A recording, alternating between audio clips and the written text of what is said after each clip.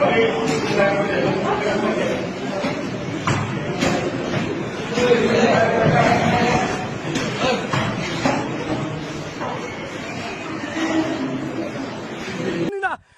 বিপক্ষে গেলাম না, বাপের শুনি না।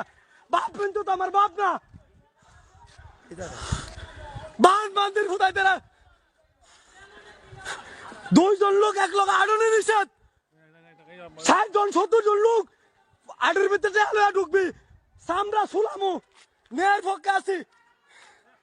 বান বান বান্দির খুদাই তারা বান।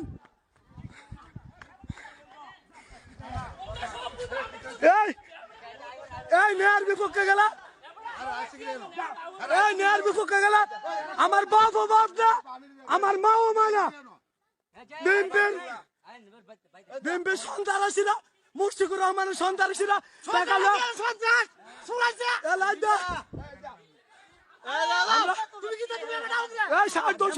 লোক আইতা কোনো কথা নাই। সন্ত্রাসীরা, মুশফিকুর রহমান সন্ত্রাসীরা আমাদের চেম্বারে হন্দ করে বাড়াই টাকা লয়া ঢুকছে। কিন্তু হারা লোক বাঁচতে ধরলাম, ন্যায়ের পক্ষে আছি। 1 লক্ষ 2 জন লোক আনার নিষেধ।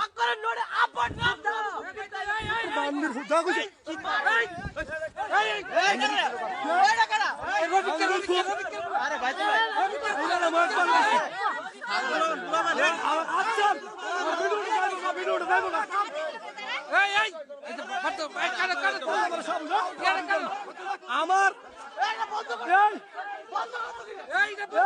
না না নেয়ার বিপক্ষে না, আমার বাপ বাপ না, আমার বাপ বাপ না, আমার ভাইও ভাই না। দুপুর থেকে সারা রাত ধরে বাংলাদেশে নির্বাচনকে কেন্দ্র করে, আজকে নির্বাচন হবে, বিভিন্ন জায়গায় সন্ত্রাসী কর্মকাণ্ড, এই যে তাণ্ডব দেখাচ্ছে, এতে কি বুঝলাম আমরা?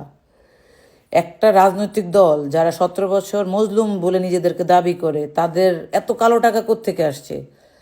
7,000-8,000 কোটি টাকা বাজেট তাদের এই নির্বাচনের এই 2-3 দিনে। এই টাকা কি শেখ হাসিনা দিছে? শেখ হাসিনা 17 বছর টাকা সব পাচার করছে কি লন্ডনে? তাহলে এই টাকাগুলো কোত্থেকে আসছে? টাকার উৎস কি? আজকে বাংলাদেশ জাতীয়তাবাদী দলের এরকম দেউলিয়া হওয়ার ঘটনা দেখে আমার নিজেরই তো খারাপ লাগতেছে। এই দল শহীদ রাষ্ট্রপতি জিয়াউর রহমানের দল, এখন ভোটে জিতার জন্য একবার এর রূপে ভর করে, একবার ওর রূপে ভর করে। মিডিয়াতে দেখলাম প্রচার করতেছে 17 আসনে 4 জন স্বতন্ত্র প্রার্থী তারেক রহমানকে সমর্থন দিয়ে নির্বাচন থেকে সরে গেছে। ওই 4 জনের 4টা ভোটও নাই। তেরা নির্বাচন থেকে সরলেই কি, না সরলেই কি। তারপরে হাসান মামুন ভাই নাকি নির্বাচন থেকে সরে নুরুকে সমর্থন দিছে, এটা একটা গুজব। এরপরে ইনকিলাব মঞ্চ, হাদির ইনকিলাব মঞ্চও নাকি বিএনপিকে সমর্থন দিছে, এগুলোও গুজব। ভাই, তোদের এত গুজব তৈরি করার দরকার কি? তোরা না জনপ্রিয়তায় ভাসতাছস, সাগর সমুদ্র হয়ে গেছস জনপ্রিয়তায়। চান্দাবাজি কইরা গত 1.5 বছরে এই দলটারে তোরা কোথায় নিয়ে গেছস, আজকে রাতেই তো সেটা প্রমাণিত হইল। তোদের কেন্দ্র দখল করতে হবে কেন? মারামারি করতে হবে কেন? জনগণ না বিএনপিকে 250টা আসন দিয়ে দেয়? যাই হোক, পুলিশের কিছু আচরণ আমাদের কাছে আসছে খুবই ভয়ঙ্কর। এই পুলিশে গাছে ঝুলাইয়া রাখছে, এটা ভুলে গেছে এরা। এই পুলিশের প্রতি খেয়াল রাখতে হবে এবং সেনাবাহিনীর লোকজনের প্রতি আমাদের খেয়াল রাখতে হবে, যারা ওই শেখ হাসিনার আয়নাঘর, তারপরে পিলখানার সাথে সম্পৃক্ত ছিল। এই চক্র তো এখন এই দেলিয়া দলের পক্ষে হয়ে কাজ করতেছে, যতটুকু খবর পাইছি। তো জুলাই কিন্তু হয়েছে সুস্থ নির্বাচনের জন্য, হাদির জীবন দিছে সুস্থ নির্বাচনের জন্য। অতএব কোনো কাহিনী কইরা নির্বাচন কন্ডাক্ট করার চেষ্টা করলে জনগণ এবং ছাত্ররা আবার রাজপথে নামে আসবে।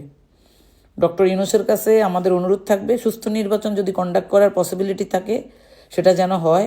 আর যদি এরকম ভুয়া পাতানো নির্বাচনের ধান্দা ফিকির করে কেউ, তাহলে কিন্তু আপনারেও ক্ষমতাচ্যুত করা হবে।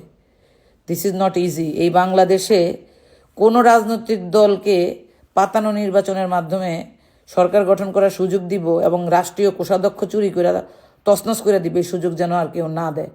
বাংলাদেশের প্রত্যেকটা মানুষের কাছে আমাদের অনুরোধ থাকবে, ভোট কেন্দ্রে যাবেন এবং আপনি বিএনপিকে ভোট দেন, জামাতকে ভোট দেন, এনসিপিকে দেন, ডাজেন্ট ম্যাটার, কিন্তু ভোট কেন্দ্রে ভোটাররা যেন যাইতে পারে সেরকম একটা পরিস্থিতি তৈরি করতে হবে। আর আগে সব আতঙ্ক তৈরি করে দিয়ে মানুষের ভিতরে একটা গুজব রটানোর কারণ কি? মিডিয়া। বাংলাদেশের মিডিয়া গতকালকে বুঝলাম এরা হাসিনার আমলে যেমন ছিল এখন আরও 2 ডিগ্রি বেশি খারাপ হয়েছে। সব টাকা দিয়ে এদেরকে কিনে ফেলছে, সব জায়গায় এদের লোক বসাইছে, তো বসায়া এখন ভুয়া খবর ছড়াচ্ছে। তো সবার কাছে বলবো আমার দেশকে আপনারা ফলো করেন, কারণ আমার কাছে মনে হয় আমার দেশ ভারতীয় আগ্রাসনের বিরুদ্ধে অবস্থান করছে এবং তারা যে খবরগুলো দিবে ওগুলাই সত্য মনে হবে আমার কাছে। অন্য মিডিয়া আমি বিশ্বাস করি না, কারণ গুরুত্বপূর্ণ মিডিয়াগুলো যদি এই ধরনের গুজব খবর ছড়ায় চারিদিকে, দ্যাট ইজ নট নাইস। আর আমাদের নির্বাচনী এলাকা ঢাকা 5, আমি অলরেডি দেখলাম গতকালকে থেকে ওই যে শামসুল হক খান স্কুলের যে দুর্নীতিবাজ মাস্টার, এর সেনাবাহিনীর হাতে সোপর্দ করবে জনগণ যদি কোনো রকমের ক্রাইমের সাথে সে আবার সম্পৃক্ত হয়। গতকালকে ওই বিএনপি প্রার্থী লোকজনের সাথে সে গোল টিপি গোপন বৈঠক করা শুরু করছিল, পরে পাবলিক ধইরা ফেলছে, পরে জিডি করছে তার বিরুদ্ধে। তো এখন কথা হচ্ছে আবার দেখলাম টোকাই বাহিনী রাস্তার মধ্যে দৌড়াদৌড়ি লাফালাফি করতেছে, আতঙ্ক তৈরি করতেছে।